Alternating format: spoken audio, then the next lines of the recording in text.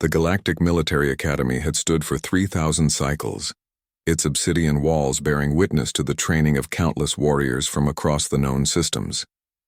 Within its halls, the doctrine was absolute: discipline through silence, strength through suppression, victory through the elimination of weakness. Emotional expression was not merely discouraged, it was forbidden. Cadet Marcus Chen had been the first human accepted into the Academy's ranks, a fact that had caused considerable controversy among the Galactic Council. Humans were still considered a primitive species by most standards, their homeworld having achieved faster-than-light travel barely 2 centuries prior. The Zephyrians, with their crystalline exoskeletons and calculating minds, had argued against his admission. The Korath, apex predators from the Outer Rim whose very presence made lesser species flee, had simply growled their disapproval. But Admiral Vextai, a battle-scarred Morden veteran whose 4 arms had each claimed 1,000 enemy lives, had insisted.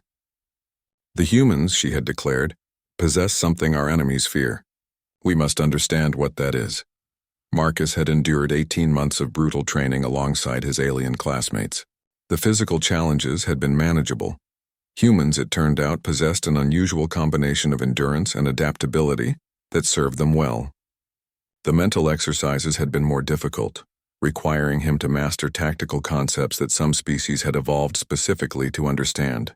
But the emotional suppression protocols had nearly broken him.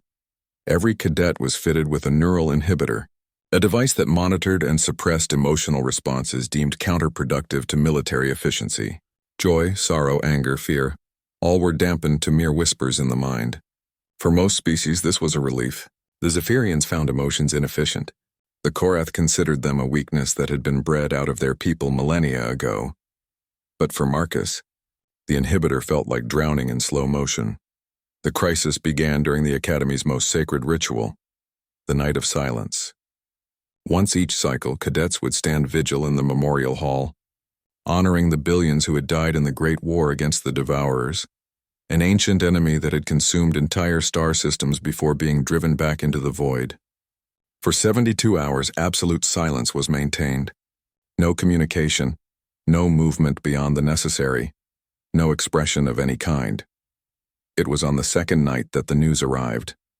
The message reached Admiral Vextai first. Earth had fallen under attack. Not from the Devourers, but from a previously unknown enemy that struck from the galactic south. The human homeworld's defense grid had held for 6 hours before being overwhelmed. Casualty estimates were catastrophic. Marcus felt the moment the neural inhibitor received the update from the Academy's central system. His body went rigid as the device struggled to process and suppress the tsunami of grief, rage, and helplessness that threatened to tear through his consciousness. Around him, his fellow cadets maintained their vigil, unaware of the humans' private war. The inhibitor worked exactly as designed for the first hour. Marcus stood statue still, his face a mask of military composure while inside his mind screamed against the artificial calm. But the device had been calibrated for known species, their known emotional ranges and expressions.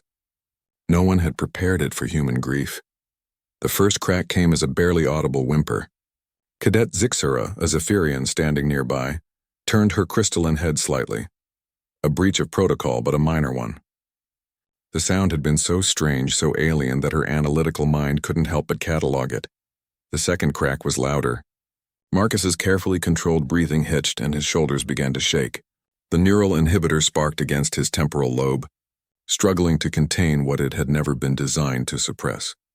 By the third hour, Marcus Chen began to sing. It started as a whisper, a melody his grandmother had taught him before she passed, a song from old Earth, from a time when humans had nothing but their voices to carry them through darkness. The words were in Mandarin, then English, then a dozen other human languages as the verses flowed from some deep well of collective memory. The other cadets turned to stare, their training warring with bewilderment. Some reached for their communicators to report the breach. Others simply stood frozen, having never heard anything quite like the sound emerging from the human's throat. The song grew stronger.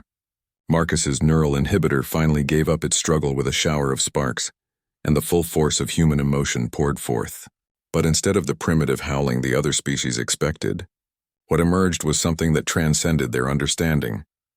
The melody spoke of loss that could crush mountains, yet somehow transform into hope. It carried the weight of entire civilizations that had fallen and risen again, of species that had stared into the abyss and chosen to light candles rather than curse the darkness. The harmonies wrapped around concepts that had no equivalent in Zephyrian mathematics or Korath hierarchy.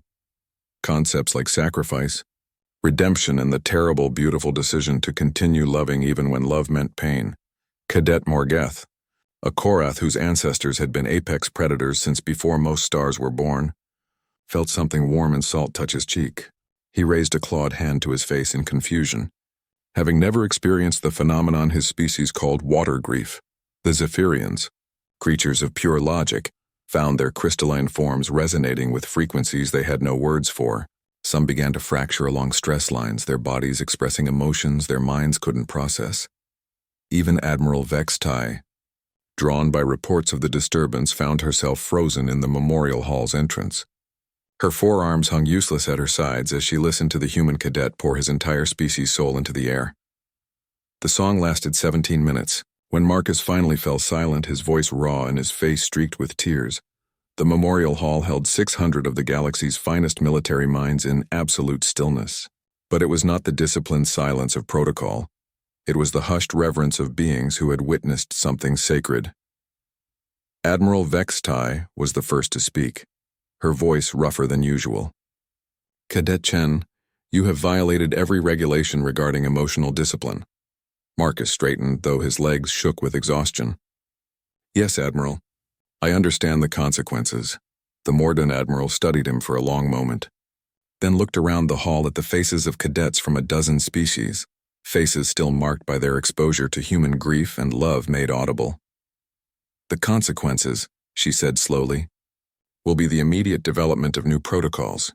If this is what humans call emotion, then perhaps our enemies should fear it as much as our weapons." She paused, her forearms crossed in the Mordungies,